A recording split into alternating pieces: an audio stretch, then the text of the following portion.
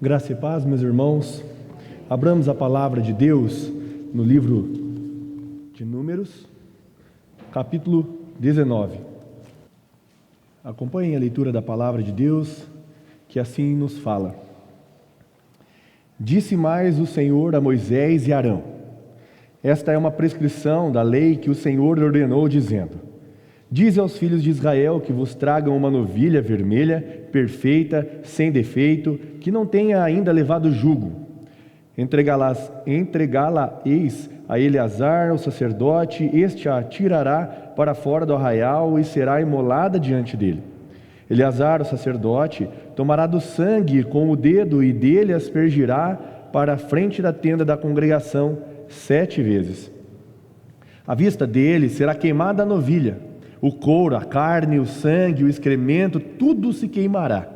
E o sacerdote, tomando pau de cedro, isopo e estofo carmesim, os lançará no meio do fogo que queima a novilha. Então, o sacerdote lavará as vestes e banhará o seu corpo em água e depois entrará no arraial e será imundo até a tarde. Também o que a queimou lavará suas vestes com água e em água banhará o seu corpo e imundo será até a tarde. Um homem limpo ajuntará a cinza da novilha e a depositará fora do arraial, num lugar limpo, e será ela guardada para a congregação dos filhos de Israel, para a água purificadora. É a oferta pelo pecado. O que apanhou a cinza da novilha lavará as vestes e será imundo até a tarde. Isto será por estatuto perpétuo aos filhos de Israel e ao estrangeiro que habita no meio deles. Aquele que tocar em algum morto, cadáver de algum homem, imundo será 7 dias. Ao terceiro dia e ao 7º dia se purificará com esta água e será limpo. Mas se ao terceiro dia e ao 7º não se purificar, não será limpo. Todo aquele que tocar em algum morto, cadáver de algum homem, e não se purificar, contamina o tabernáculo do Senhor.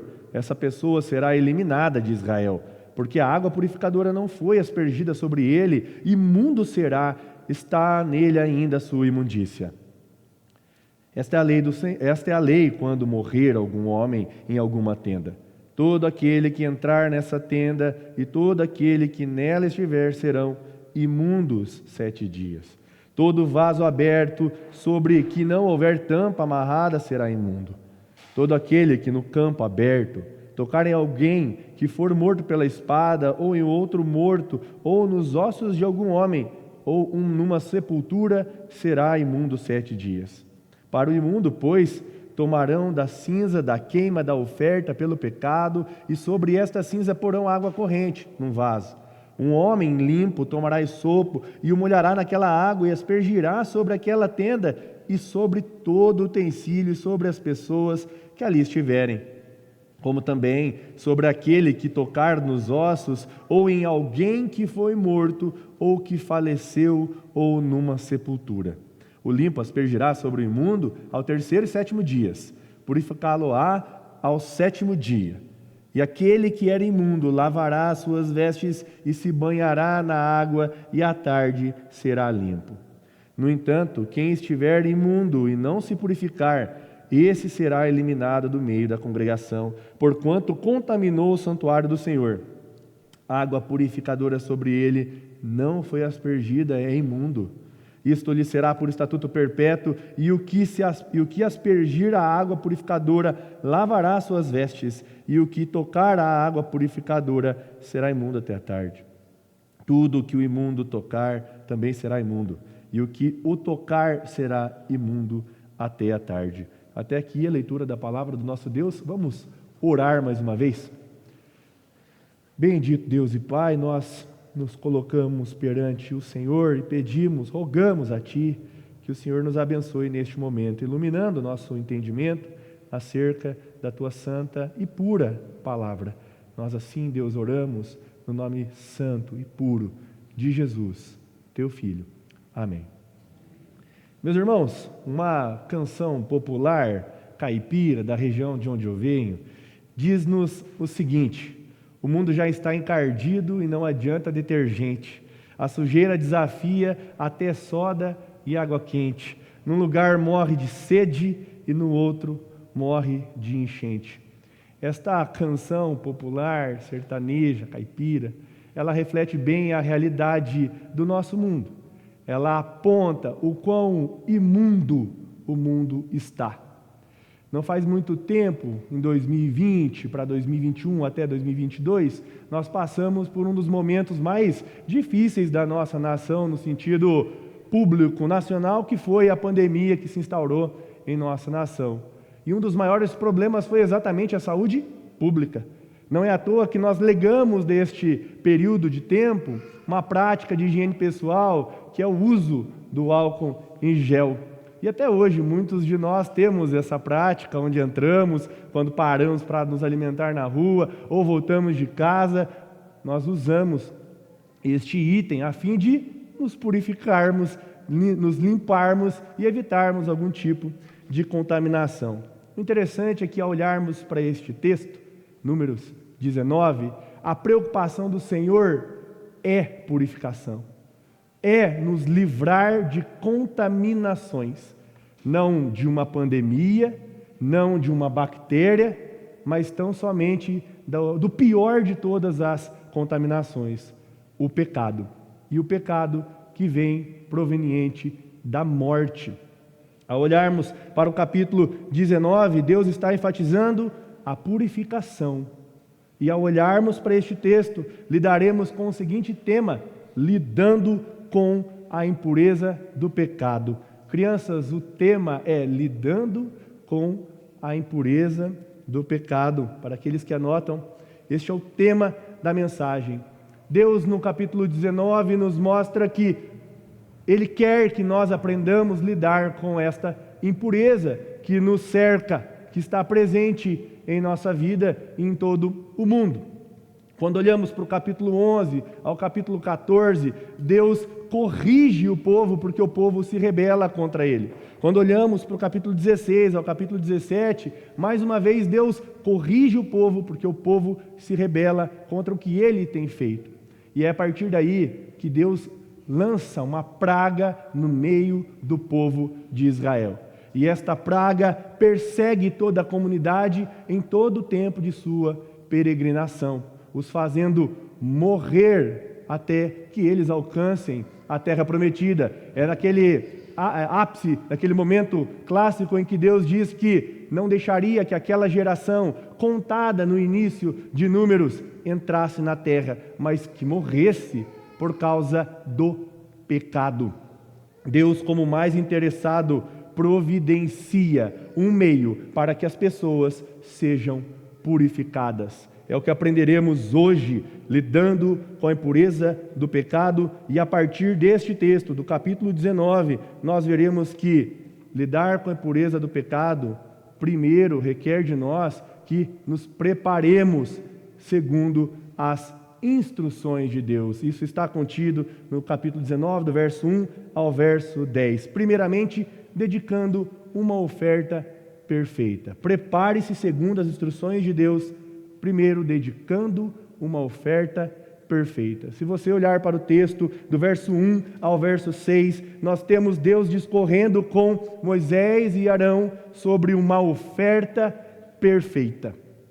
E eu quero mostrar para vocês algumas informações importantes deste texto. Primeiro, o texto começa Deus falando com Moisés e Arão.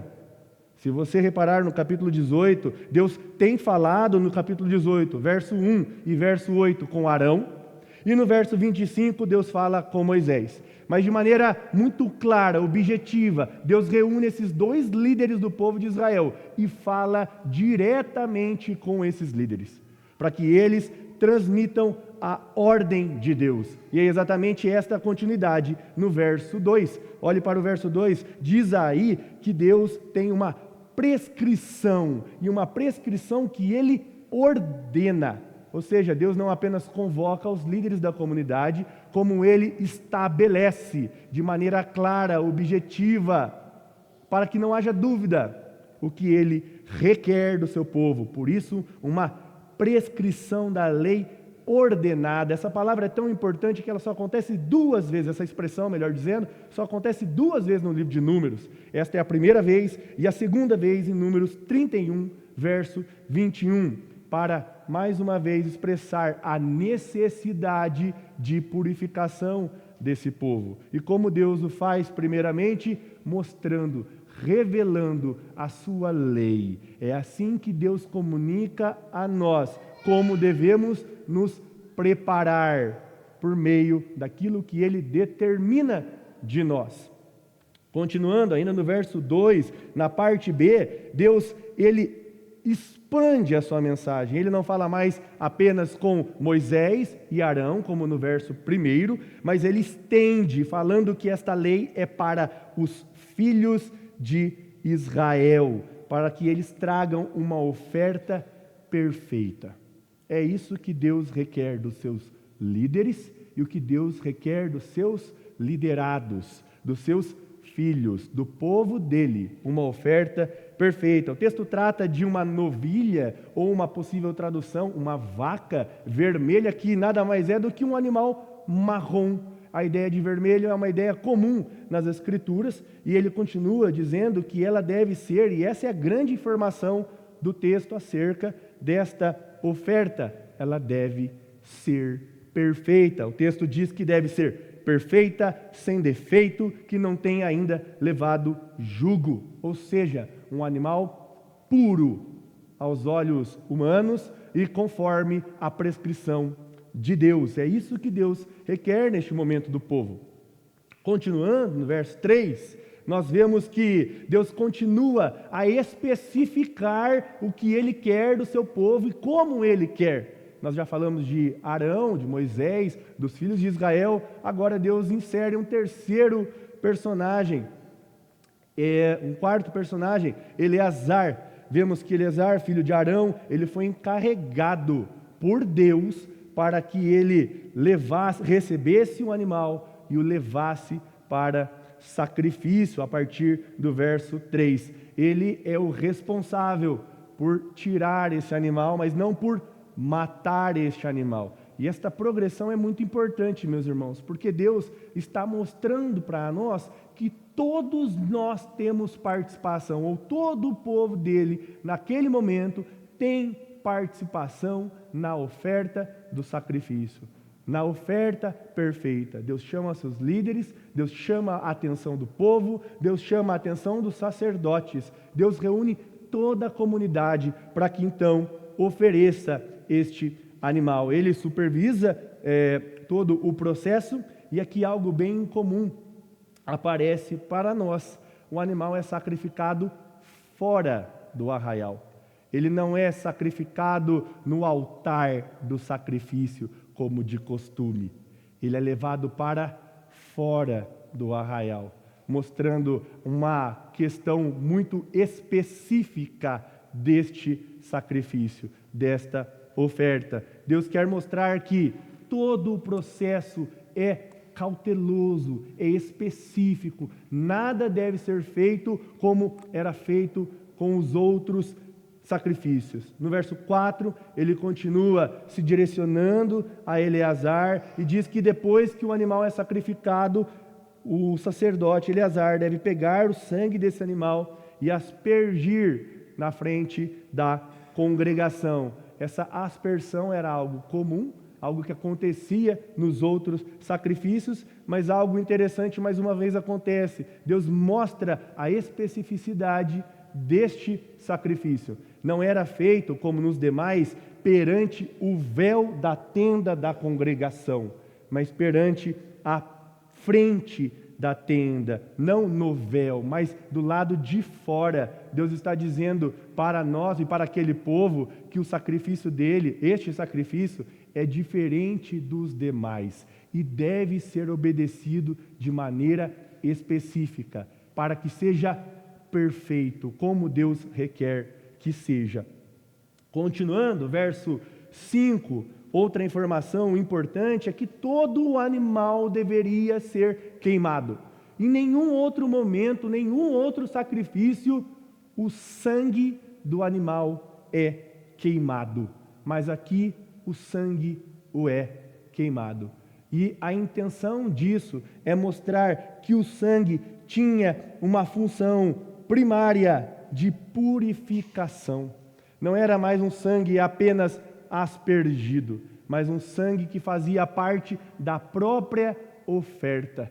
Não era um sangue que tinha um significado à parte do ritual, mas no ritual de purificação que nós veremos mais à frente. Deus está mostrando a especificidade dessa oferta e de que ela era de fato uma prescrição específica que nós deveríamos obedecer para que fosse perfeita. Por fim, o verso 6 dessa primeira metade do primeiro ponto, da primeira metade do texto, nos diz que o sacerdote deveria levar um pau de cedro, isopo e estofo carmesim e lançar no meio do fogo onde este animal estava sendo queimado. E qual a finalidade disso, meus irmãos? Estes itens que já foram apresentados num outro momento, em Levítico capítulo 14, verso 4, mostra que eram instrumentos de purificação. Não basta Deus separar ou receber uma oferta do seu povo, não basta esse animal ser colocado para fora do arraial, ser imolado fora do arraial, ser aspergido fora do arraial, mas também deveria ser adicionado ao fogo que queimava a oferta, para a preparação das águas purificadoras, itens de purificação. Eu quero me voltar às crianças agora e pedir que vocês escrevam oferta perfeita, ou desenhem essa oferta, como vocês imaginam. Eu quero que vocês primeiro façam essa imagem ou escrevam esta palavra, oferta perfeita. Nós vamos utilizá-la dela mais para frente. Agora, meus irmãos, entendam e guardem essas palavras também, ordem divina. A primeira forma de obedecermos a Deus para lidar com a impureza do pecado é obedecendo à ordem divina, para que de fato a nossa oferta seja perfeita diante de Deus. Continuando, a segunda parte deste primeiro ponto vai do verso 7 ao verso 10. Nós devemos nos preparar segundo as instruções de Deus, primeiro, dedicando uma oferta perfeita, segundo a prescrição de Deus, e segundo, mantendo uma vida santificada. Veja, Deus elabora todo um processo de oferta, mas Ele não se esquece do ofertante.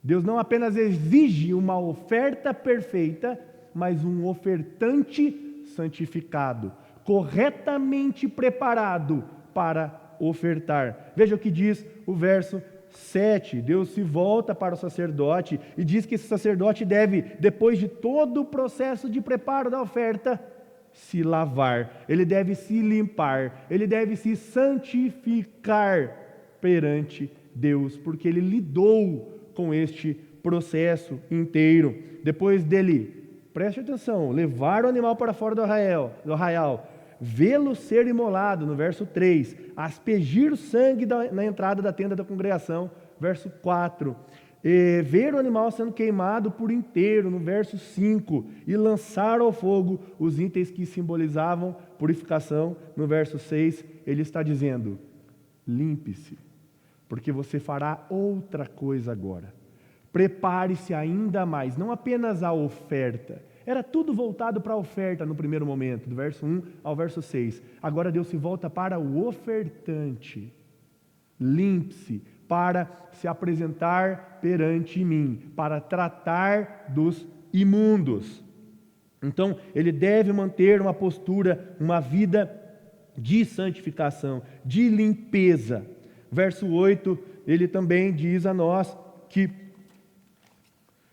ele, logo em seguida, o homem, não apenas o sacerdote que levou a oferta para fora, Eleazar, mas o homem que queimou o animal deve seguir o mesmo procedimento. Lembra no início? Deus está falando com todo o povo, não apenas com os líderes. Deus está falando mais uma vez com todos os ofertantes. Todos devem se santificar e se purificar perante Deus. Ele diz que aquele que leva deve ser santificado. E por fim, um terceiro homem, no verso 10, 9 e 10, diz que um terceiro homem, aquele que juntou as cinzas do animal e deposita no arraial, também deve ser limpo. Meus irmãos, em todo o processo de oferta ao Senhor, de sacrifício ao Senhor, de culto ao Senhor, não apenas a oferta interessa, mas o ofertante também. Nós não devemos imaginar, porque oferecemos algo a Deus que é bom, que é justo, que é agradável, se nós não somos agradáveis perante Deus, se nós não nos santificamos para agradar a este Deus. Por isso Deus se volta para aqueles que ofertam, e dizendo: preparem-se, não apenas com a oferta, mas a si mesmo, para se apresentarem diante de mim. Por fim, Deus termina esta primeira etapa, esse primeiro parte do texto, no verso 10, como ele começou. Ele diz: isto será por estatuto perpétuo aos filhos de Israel, o coletivo, a todos, e ao estrangeiro. Meus irmãos, Deus está falando de nós também. Nós que fomos inseridos, enxertados no povo dele, devemos ser tão santos quanto. Deus não exige isso apenas da nação de Israel no passado, mas do seu povo como igreja, como Israel espiritual hoje. Ele exige de nós santidade. Crianças, vocês escreveram sobre a oferta, colocaram uma oferta, desenharam, não sei como vocês fizeram. Agora, ao lado dela, eu quero que vocês escrevam o nome de vocês. Ou eu quero que vocês se coloquem, se desenhem neste papel de anotações de vocês, tá bom? Primeiro a oferta, agora vocês. Vocês fazem parte, vocês estão participando. Esta é a oferta que vocês estão entregando. Então, escreva o seu nome ou se coloque ao lado dela. Adultos, lembram que eu pedi para vocês que guardassem a palavra, ou a expressão, melhor dizendo, ordem divina? Esta ordem cabe a vocês, a todo o povo de Israel, aos estrangeiros que foram enxertados em Israel, aos gentios dos confins da terra, nós. Deus requer isso de nós. Deus quer que nós sejamos limpos. Deus quer que nós façamos todas as coisas para Ele com santidade, com retidão. Deus não exige apenas dos nossos líderes, pastores, presbíteros, mas de todos os crentes. Deus está falando com todo o povo de Israel. Prepare-se segundo as minhas instruções, não apenas as ofertas de vocês, mas vocês mesmos. Continuando, meus irmãos, a segunda parte deste texto, que vai do verso 11 ao verso 22, nos ensina que devemos, para lidar com a impureza do pecado, pregar sobre a purificação dos pecados. Primeiro, você se prepara, e segundo, você prega sobre a purificação dos pecados. E no primeiro momento, do verso 11 ao verso 16, apontando a presença do pecado. Para pregar sobre a purificação do pecado, você precisa falar do pecado. Você precisa mostrar que o pecado existe. E é o que Deus está fazendo aqui, neste exato momento. Verso 11 e 12. Depois de toda a instrução acerca da oferta, acerca do ofertante, Deus nos informa o motivo dessa oferta. Lembra que no contexto eu disse aos irmãos que o próprio Deus lançou uma praga sobre o povo? O próprio Deus nos ensina que nós não devemos permanecer como estamos, mas compreendendo a gravidade do nosso pecado. Deus lança a praga, mas como resposta, punição, correção contra o pecado do povo. Deus está tratando o seu povo. E veja, primeiramente, depois de toda essa instrução, ele mostra o motivo. E Deus diz que não quer que o seu povo tenha contato com os mortos. Deus não quer que o povo tenha contato com aqueles que morreram por causa do pecado. Deus não quer que nós nos apeguemos a este tipo de imagem. de história, de vida. Deus não quer que tenhamos parte com esse tipo de exemplo de vida. Pessoas que morrem em pecado, pessoas que são exortadas, punidas, corrigidas por causa do pecado. Deus não quer que tenhamos associação com isso. Por isso ele diz, para que não toquem, para que não tenham nenhum tipo de contato. Por isso Deus provê uma água purificadora, que é utilizada exatamente para purificar. É um instrumento de purificação em favor do povo que tinha contato com os mortos, que se deparava com a realidade do pecado de pessoas que afrontaram a Deus. Deus provê este item, este recurso a este povo. Meus irmãos, da mesma forma que foi Deus que puniu aquele povo por causa do pecado, o texto está nos dizendo que é o próprio Deus que restaura este povo, que purifica este povo, que redime este povo, para que este povo tenha comunhão com Ele. No verso 13, nós lemos que a contaminação pela morte, ter contato com esse tipo de pessoa, não apenas contamina o nosso ser, mas afronta o próprio Deus, contaminando a casa de Deus. Ele diz para que o povo não tenha contato e não se apresente no tabernáculo, porque senão o tabernáculo seria corrompido, contaminado, melhor dizendo. E ele não fala apenas das pessoas comuns, do povo em geral, mas dos próprios líderes.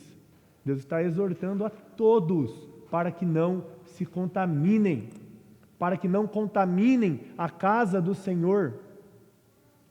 E nos nossos dias não é diferente, meus irmãos. Por vezes nós, por conta dos nossos pecados, lá fora, contaminamos a casa de Deus aqui dentro. Nós prejudicamos irmãos e irmãs porque vivemos uma vida dupla lá fora. E Deus não quer isso de nós. Deus quer santidade, quer purificação. Então Ele mostra para nós os efeitos do nosso pecado. Deus é o primeiro a pregar sobre as consequências do pecado. Deus disse para Adão e Eva que o dia que eles comessem, desobedecessem a Deus, a morte seria uma realidade. E Ele continua reafirmando isso. E nós devemos afirmar isso também. Verso 14 e verso 16, Deus especifica um pouco mais a realidade do pecado, dizendo que não apenas aqueles que têm contato com pessoas ou mortos, mas também aqueles que se contaminam dentro de casa, aqueles que se contaminam no campo. Deus está querendo mostrar que em todos os lugares é possível que nós sejamos contaminados pelo pecado. Por vezes nós aparentamos sermos pessoas maravilhosas com a nossa família aqui, mas somos terríveis em casa. Por vezes nós dizemos ser crentes operosos no trabalho, mas somos terríveis no trabalho. Porque os nossos irmãos não trabalham conosco, então é fácil dizer que somos uma coisa e nos passarmos por outra. Mas, meus irmãos, Deus está dizendo que este tipo de contaminação, este tipo de pecado, este contato com a morte que provém do pecado, contamina a igreja, contamina o povo de Deus, contamina o nosso culto ao Senhor. Crianças, então, vocês já escreveram a oferta, ou desenharam a oferta, escreveram o nome de vocês, ou desenharam vocês ao lado dessa oferta. Agora, eu quero que você faça uma imagem ou escreva uma palavra que represente o pecado. Por exemplo, aqueles que já escrevem, desobediência. É uma palavra que expressa pecado. Ah, mas eu quero desenhar algo que revele pecado. Ainda não escrevo. Quero mostrar alguma coisa que é ruim. O que é ruim para vocês? O que simboliza o pecado para vocês? Um coração machucado, uma boca triste. Façam esta figura ou escrevam alguma palavra que expresse o pecado. Tá bom? Irmãos, adultos, não se esqueçam que pregar o Evangelho também é mostrar as más notícias. Um pastor, amigo meu, ele diz que nós amamos João 3,16. Amamos João 3,16. E sabemos de cor João 3,16. Mas esquecemos com muita facilidade João 3,36. E eu sei que você vai conferir na sua Bíblia depois. Lembre-se de consultar esse texto, pois aqueles, como diz no Evangelho de João, aqueles que não professam a Cristo já estão condenados. O Evangelho também é falar da condenação. O Evangelho também é expor o pecado das pessoas, o nosso pecado. Como a lei avulta o nosso pecado, nós devemos pregar que o mundo está invadido pelo pecado, contaminado pelo pecado. Nós não devemos negligenciar, tão importante quanto pregar a salvação aos perdidos, é pregar sobre o pecado aos pecadores.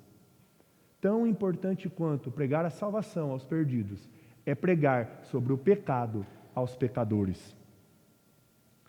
Por fim, a segunda metade desta parte final do texto, que vai do verso 17 ao verso 22, pregar sobre a purificação dos pecados, meus irmãos, é apresentar a necessidade da purificação, é mostrar ao mundo que nós temos salvação. Estávamos sim nas mãos de um Deus irado, mas também agora pertencemos a um Deus que nos salva. Estamos protegidos por Ele. Verso 17 e verso 18 nos mostram que neste segundo momento, Deus inicia falando do trabalho do sacerdote em favor do povo. Existe alguém trabalhando para purificar o povo. Alguém ordenado por Deus a oferecer uma oferta perfeita. Alguém instruído por Deus para se manter santo.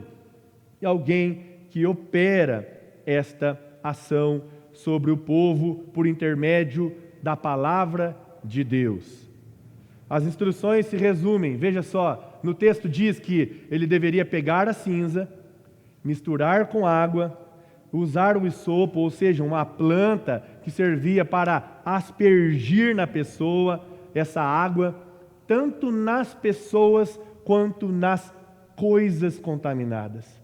Veja, da mesma forma que a nossa contaminação, o pecado contamina tudo, o interesse de Deus é santificar tudo. Da mesma forma que nós prejudicamos tudo por conta do nosso pecado, Deus, por conta da tua graça, da tua misericórdia, purifica todas as coisas. É do interesse de Deus fazer isso. Verso 19 e verso 20 nos ensinam que Deus segue com mais instruções acerca dessa purificação e quem o executará e qual a finalidade dessa execução, ou seja, o sacerdote separado para o trabalho, ele purificará o pecador com as águas purificadoras. É isto que Deus fará por meio do seu servo. Verso 21 e 22 nos ensinam que esta é a vontade de Deus e é uma vontade eterna. Ele começa dizendo que é estatuto perpétuo. É para sempre, meus irmãos. Deus diz que Ele vai manter esta ação em favor do seu povo para todo sempre. Uma vez que o povo obedeça, uma vez que o povo se santifique, uma vez que o povo responda corretamente. Esta era a realidade de Israel. Veja, Deus diz que seria assim, apesar de Israel. Tanto no começo, no verso 2 ele diz estatuto perpétuo. No verso 10 ele diz estatuto perpétuo. E por fim ele conclui dizendo, isso é por estatuto perpétuo. Deus salvará as pessoas. Deus purificará as pessoas. Deus providenciou um meio para salvar o teu povo, por mais desobediente que ele tenha sido. E Deus conclui no verso 10, dizendo que aquele que se purifica é purificado, e aquele que não se purifica, João 3:36, este permanece imundo perante ele. Aplicações finais, crianças. Vocês chegaram na última parte.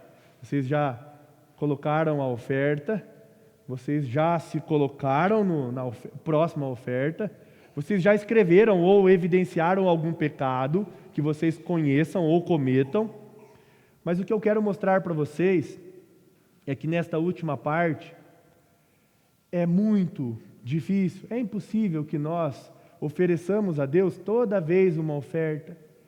É difícil para nós nos mantermos santos. É difícil para nós fugirmos do nosso pecado. Mas Deus nos deu uma oferta. Deus providenciou uma oferta perfeita. E o nome dele é Jesus Cristo. Jesus Cristo te salvou. Só Jesus Cristo pode te salvar. E toda vez que vocês pecarem, lembre-se de Cristo e peçam perdão a Deus em Cristo Jesus. Ele é a oferta de Deus perfeita. Por isso que eu quero que você desenhe ao redor destas imagens que você colocou, uma grande cruz. Coloque uma cruz ao redor de tudo isso que você fez. Ou, caso não consiga, porque você usou todo o espaço do papel, escreva um nome bem grande: Jesus. Se você tiver dificuldade, peça para o papai, peça para a mamãe te ajudar. Mas faça bem grande, ou uma cruz, ou o nome Jesus, a oferta perfeita. Aos adultos, ainda sobre pregar, esta é a ênfase da segunda parte do texto. Primeiro você prega a presença do pecado. Não tenha medo disso, meus irmãos. Não tenha medo disso. Pregue sobre o pecado. Mas também não se esqueça de pregar a mensagem mais importante que temos: a salvação em Cristo Jesus. A grande purificação promovida e providenciada pelo próprio Deus. Esta é a grande afirmação de Deus na história da revelação e da redenção. Cristo Jesus, a oferta perfeita. E é assim que o autor aos Hebreus, a falar de um sumo sacerdote diferente de todos, alguém com um sangue superior a todos, que a sua oferta, a sua vida, a sua morte, a sua ressurreição, somente ela é capaz de nos purificar. Somente Ele, Jesus Cristo, é afirmado. Abra comigo a palavra do Senhor em Hebreus, capítulo 9. Hebreus, capítulo 9. Quero que você acompanhe com atenção a leitura dos versos 13 e 14. Hebreus, capítulo 9, verso 13 e 14. Assim diz a palavra do nosso Deus. Portanto, se o sangue de bodes e de touros e a cinza de uma novilha, aspergidos sobre os contaminados, os santificam quanto à purificação da carne, muito mais o sangue de Cristo, que pelo Espírito eterno a si mesmo se ofereceu sem mácula a Deus, purificará a nossa consciência de obras mortas para servirmos ao Deus vivo.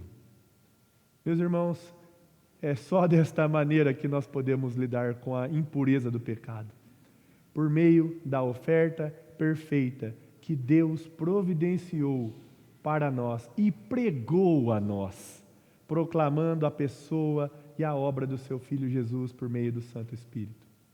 Que Deus nos abençoe e nos ajude a lidar, por meio de Cristo, com a nossa impureza.